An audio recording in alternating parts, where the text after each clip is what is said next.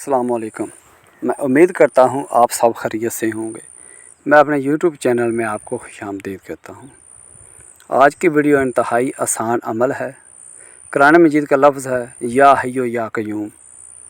इसका अमल इस तरह मैंने बनाया है कि आप इसको बड़ी आसानी से, बल्कि इसको बच्चे भी कर सकते हैं, औरतें भी कर सकती हैं, मर्द भी कर सकते हैं, हर उम्र के लोग इसको कर सकते हैं। आपसे रिक्वेस्ट है कि आप मेरे चैनल को सब्सक्राइब करें, वीडियो को लाइक करें।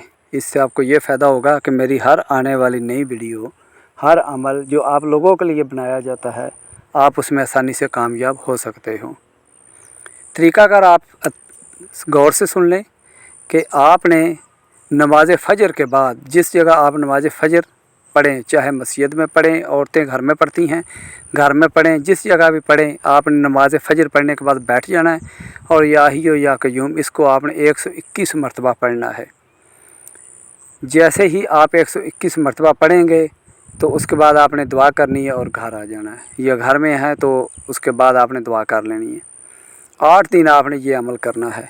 इस अमल का असल जो फ़ायदा वो ये है कि जितना भी आपका तंग दस्ती है, रुपये पैसे की किल्लत है, 8 दिन ये अमल करो, आपको गैबी मदद होगी, आपको पता भी नहीं चलेगा और इंशाल्लाह पैसे का आपके पास फरमानी होगी, बहुत ज़्यादा पैसा होगा, आपके मसले मसाइल सारे ख़त्म हो जाएंगे।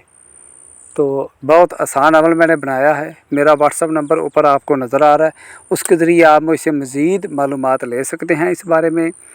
और कोई भी आपके ज़िंदगी में या आपके रिश्तेदारों में किसी किस्म का कोई मसला है, कोई भी प्रॉब्लम है, तो जादू टूने का, जिन्नात का, या आप कोई अमल करके परी हासिल करना चाहते हैं या परी से दोस्ती करना चाहते हैं, तो आप मेरे चैनल को सब्सक्राइब करें और मुझसे रब्ता करें। व्हाट्सअप के ज़रिए मैं फ़ौरन आपको ऐसे अमल बताऊंगा, ऐसे कुरान पाक का लफ्ज़ बताऊंगा जिससे आप बहुत ज़्यादा फ़ायदा उठा सकते हो, और लोगों ने बहुत ज़्यादा फ़ायदा उठाया है।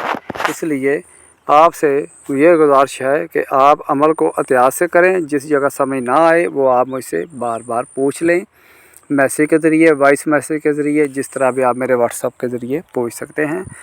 और आपकी ज़िंदगी में कोई प्रॉब्लम है तो हम वो घर बैठे आपको हल करके देंगे। शुक्रिया।